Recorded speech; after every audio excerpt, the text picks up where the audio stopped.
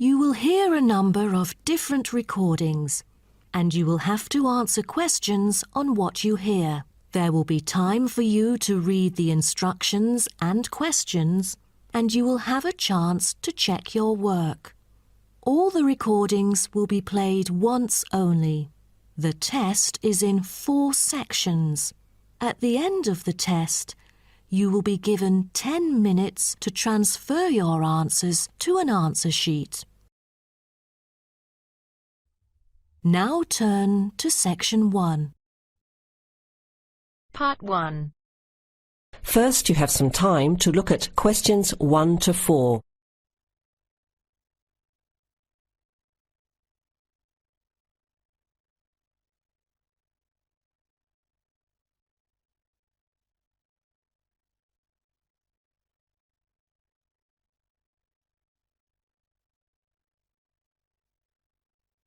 You will hear the recording once only.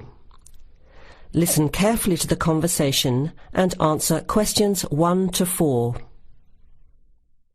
OK, who's next, please? I think I am. How can I help you? I just came in on flight 372 from Singapore at 11:30 and my luggage hasn't arrived. I've been waiting at the baggage claim for about half an hour now and everything seems to have come off the plane. The conveyor belt has stopped and all the passengers have gone. So I came here to find out what has happened to my bag. Can I see your ticket, please? Here it is. So you came from Hong Kong today and changed planes in Singapore, right? Yes, the connection in Singapore was a tight one. The plane got in late and I had to rush to get to the next flight. That's the problem right there. There wasn't enough time to get your bags onto the connecting flight. Normally Singapore Airport is very efficient. Now, I need you to fill in these forms. Your name? Jenny Lee. Address? I guess you want my address here. I'm staying with relatives. Just a minute, I'll have to look it up. It looks like 583. No, it's 533 East 67th Street in Riverside. Do you have the phone number there? Yes, I do. It's 93014269. So you came in on Qantas flight 392. Do you know the number of the flight out of Hong Kong? Let me see. I think it was Cathay Pacific 900 or something. Oh yes, it says here, CX912. Before you hear the rest of the conversation, you have some time to look at questions 5 to 10.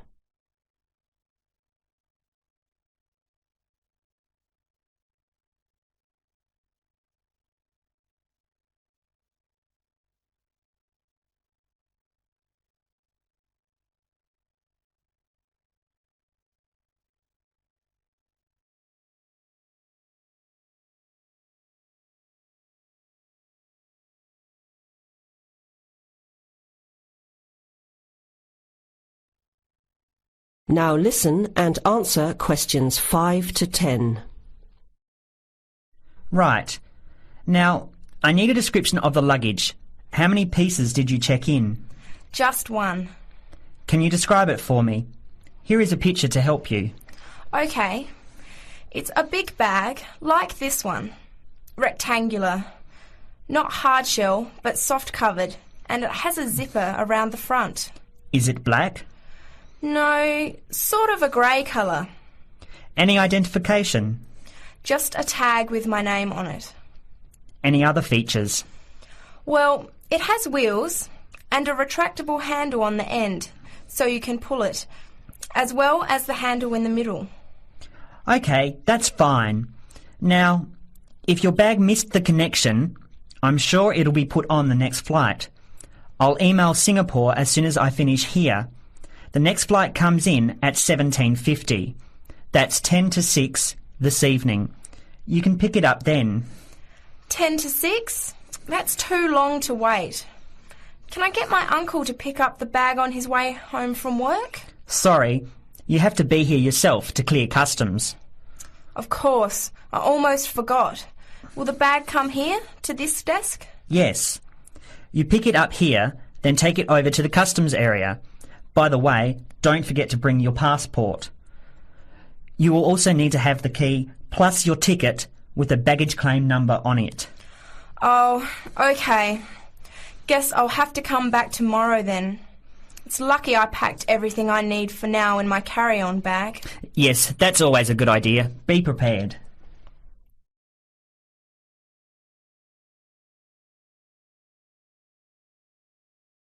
That is the end of part 1. You now have half a minute to check your answers.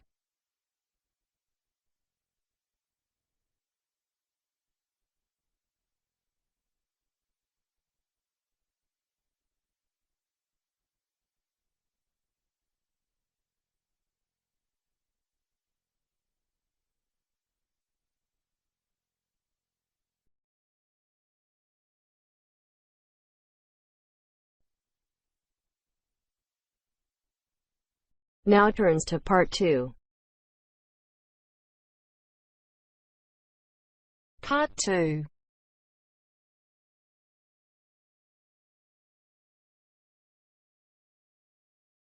You are going to hear a conversation between two women about the health system in England. First, you have some time to look at questions 11 to 17.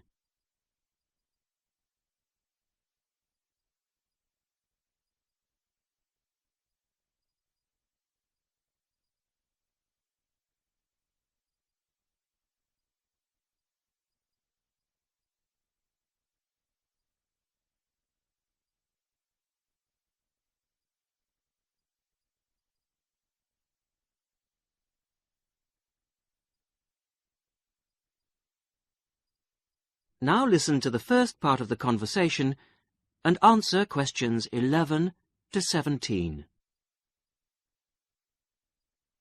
Hello, Mrs. Sutton. Come in. How are you settling in next door? Have all your things from Canada arrived yet? I thought I saw a removals van outside your house yesterday afternoon. Yes, they came yesterday. We spent all day yesterday arranging them. It's beginning to feel a bit more like home now. Oh, that's good. Look, come in and sit down. Are you all right? You look a bit worried. Well, I am a bit. I'm sorry to bother you so early, Mrs. Smith, but I wonder if you could help me. Could you tell me how I can get hold of a doctor? Our daughter, Anna, isn't very well this morning, and I may have to call somebody out. She keeps being sick, and I am beginning to get a bit worried. I just don't know how the health system works here in England. All I know is that it's very different from ours back in Canada. Well, I don't know really where to start. Let me think.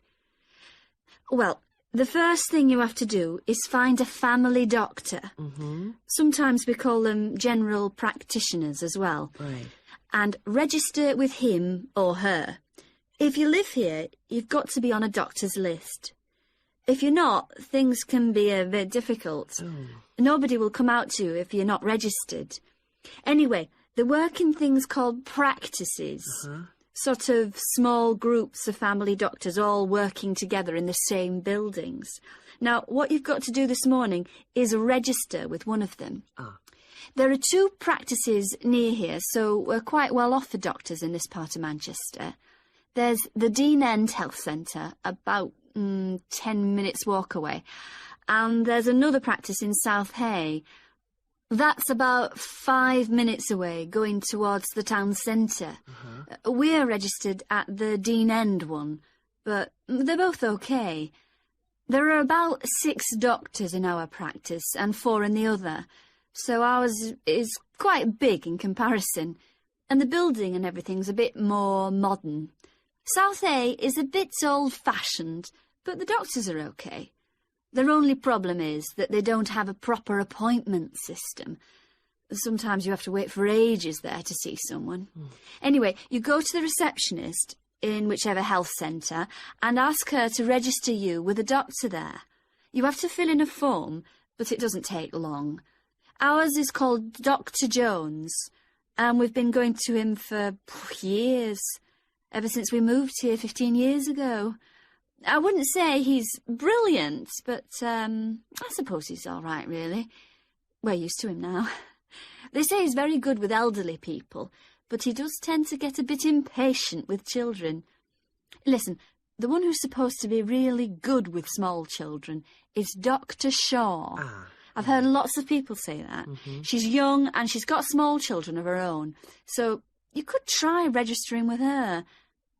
And if her list's full, I heard somebody say the other day that there's a really nice young doctor at South Hay, a Dr. Williams. He holds special clinics for people with back trouble, but that's not really your problem, is it? Now you have some time to look at questions 18 to 20.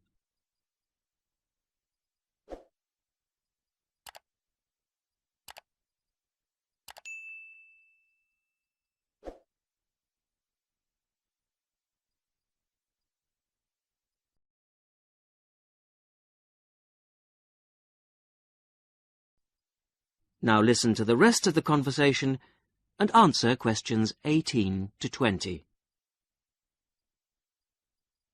If you want a doctor to visit you at home, you have to ask for a home visit. You're supposed to do that before 10:30 in the morning, but obviously if it's an emergency, you can phone at any time, night or day. It might not be your doctor that comes, though. It's quite often one of the other doctors in the practice. It doesn't really seem to make much difference. Right. Otherwise, you make an appointment to see your doctor at the health centre. You usually get seen the same day. Not always, of course, but usually, as I say. They hold surgeries between 9 and 11:30 every weekday, and from 4 to 6:30 Monday to Thursday. Saturdays are only for emergencies. I see. When the doctor sees you, he gives you a prescription. He writes what medication you need on it, and you take it to a chemist shop. There's one opposite the centre. If it's for a child under 16, you don't have to pay, so if it's for Anna, there's no problem. The same thing goes if you're unemployed or retired, or if you're pregnant. Just as well, because it's not cheap. You pay the same price for each item the doctor has prescribed. At the moment, it's something like £5 per item. So you pay for the medication, but the consultation with the doctor doesn't cost you anything. It's completely free as long as you're a resident here. You're going to be here for 3 years, aren't you? So, well, there shouldn't be any question of you paying anything to see the doctor. So that's one less problem to worry about. Look, Mrs. Sutton, if you want, I'll sit with your daughter for half an hour if you want to go down to the health centre to register. It's no trouble, really, don't worry. Are you sure you wouldn't mind? That would really help me a lot. I'll ask them if they can send someone round later to see Anna. I think I'll try the Dean End Centre. Good idea. Don't worry about Anna. Right. I'll be back as soon as I can.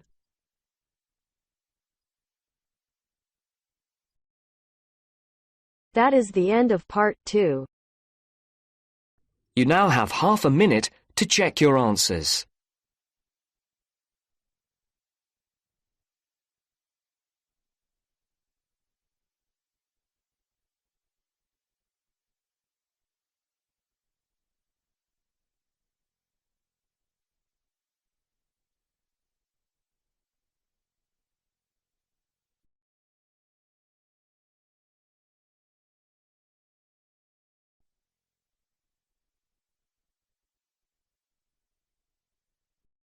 Now turns to part 3. Part 3. You will hear a group of students, Henry, Joe, Nancy, and Gordon, discussing changes to their work experience placement arrangements. First, you have some time to look at questions 21 to 26.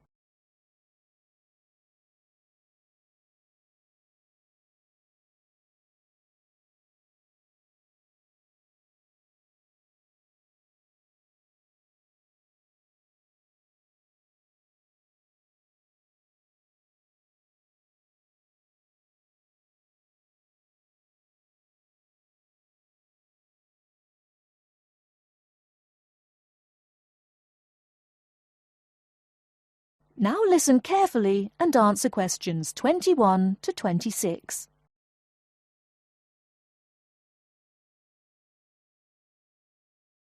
Look, there's the notice that Professor Jones told us he'd be putting up confirming the details of our work experience placements. But I thought that was already arranged. No, he said he'd have to check with the companies that the days we preferred were okay for them. Let's see if any have changed. Teresa's not here today, but her name's first. It says the Uni Bookshop, Friday mornings starting on the 23rd of March. So nothing's changed. I'll let her know. What about Manuel? He's not here either. Is he still going to the music store in the High Street? If it's mainly music, yes, he's still down for that on Friday afternoons starting on the 9th. The day's different. It's changed from Tuesday mornings, but that's okay. I'll tell him. He'll really enjoy listening to music all day. Now, where's my name? Henry. Here it is. I'm going to the beauty shop, and I said I preferred Thursday afternoons. Oh, good, that seems okay. And my start date hasn't changed either. Joe, what day did you opt for? I'm going to Highway Hotels on Monday mornings. Yes, that's okay. And starting on Monday the 12th of March. Oh, has that been changed? Okay, I was scheduled to start the week before. I'll just make a note of that. What about me, Henry? Have I still got the Explore travel service on Wednesday mornings? Just a minute. Where's your name? Let's see. Nancy. Okay, here it is. Explore travel on Wednesdays, yes, but afternoons, and starting date is Wednesday the 14th of March. Has the date changed? No, not the date, just the time, which is fine. I'll get to sleep in. You lazy thing, Nancy. Chris's name is next on the list. Gorgeous Gowns Fashions. What a name. Yes, it sounds good, doesn't it? I'm hoping he'll bring me some free samples.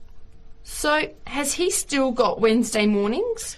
Yes, Wednesday mornings starting on the 14th of March. Okay, I'll tell him when I see him tonight that his arrangements haven't changed. Gordon, what about you? I chose that software company that makes computer games. I can't remember its name, but I asked for Tuesday afternoons. Oh, yes. Here it is. Games to go on Wednesday mornings. There's a note here saying they have their weekly staff meetings on Tuesday afternoons, so that wouldn't be much use to you. That's why they've changed it to Wednesdays, starting on the 21st of March, so you can see their working setup. OK, I'm glad they've changed it. I don't think I'd want to sit through a meeting every week. Before the conversation continues, you have some time to look at questions 27 to 30.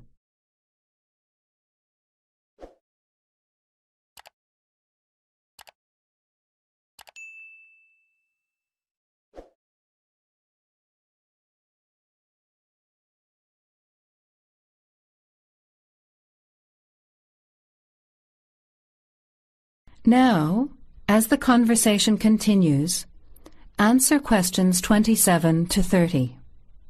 Can someone remind me what time we have to get to our placement in the afternoons?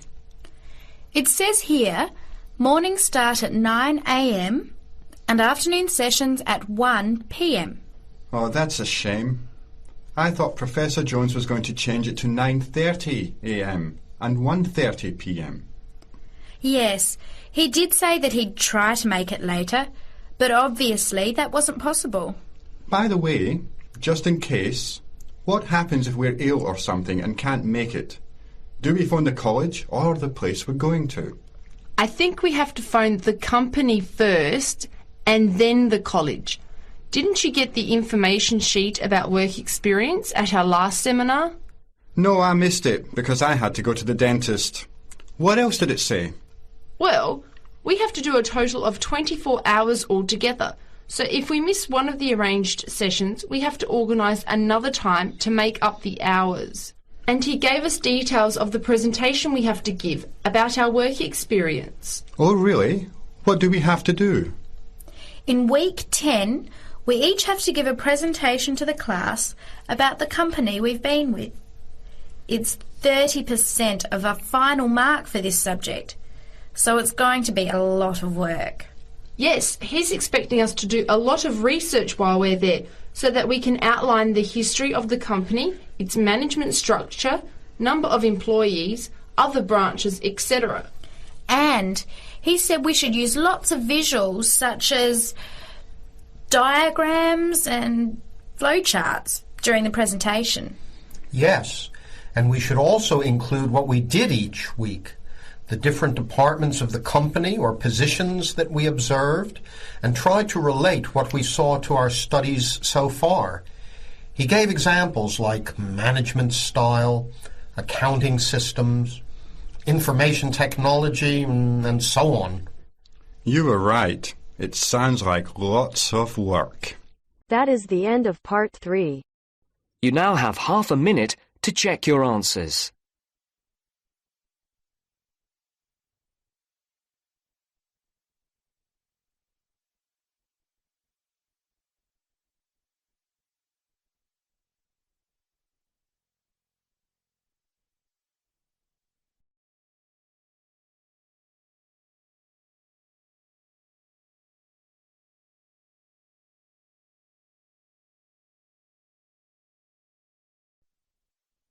Now turns to part 4. Part 4. You will hear a talk from a series of lectures on the survival of our planet. Professor Samson talks about endangered species of flora and fauna. First, you'll have half a minute to look at questions 31 to 40.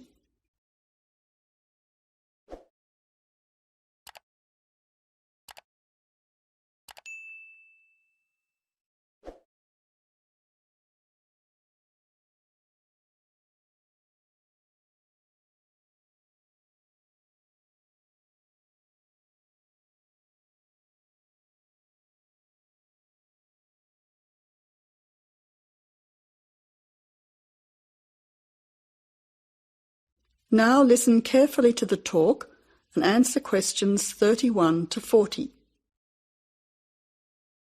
Good afternoon, ladies and gentlemen. Today's topic in this series of lectures on our planet is about ensuring the survival of our very important plant and animal species.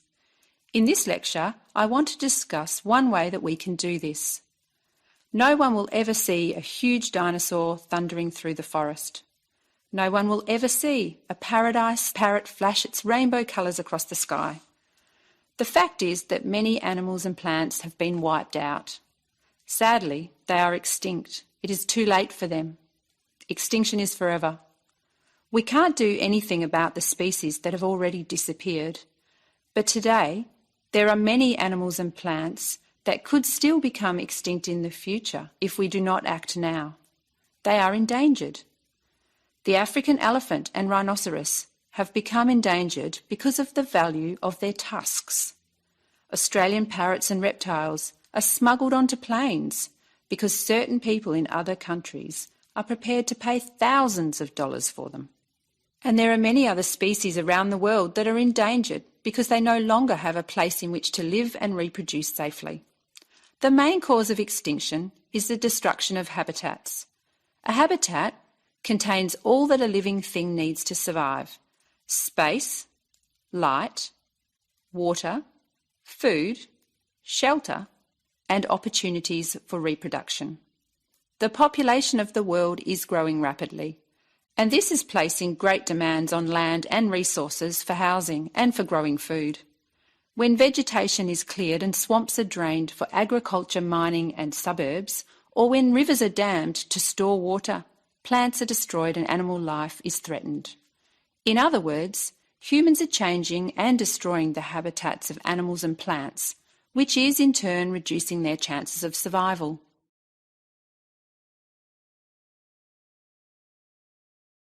So how can we conserve habitats and help save endangered species? Well, one way is to protect their habitats permanently in national parks or nature reserves. National parks have been created in many countries. They encourage people to enjoy the beauty and diversity of the animals and plants that live there without harming them.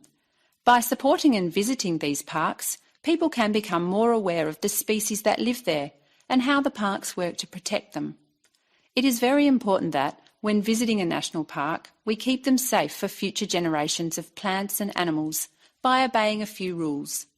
Firstly, follow the fire regulations. Don't throw cigarettes or build fires, except at certain times of the year in especially allocated areas and facilities. Secondly, remember to leave pets at home. Pets, such as cats or dogs, can hunt birds or other small animals. Some pets might even escape and become a serious threat. Thirdly, place all rubbish in a bin or take it home. Plastic bags or leftover food are dangerous to the animals and harm the environment. Don't pick the flowers or damage the plants. Flowers create the next generation of the plant. Also, for the same reason, birds' eggs must be left in their nests. The loss of species in the past is sad. However, there is hope for the future. Despite the demands of our increasing population, we can work to protect the plant and animal species we still have. So I would like to conclude by saying that I believe that, with strong public awareness and support of these national parks and reserves, the future of endangered species can be ensured. That is the end of part 4. You now have half a minute to check your answers.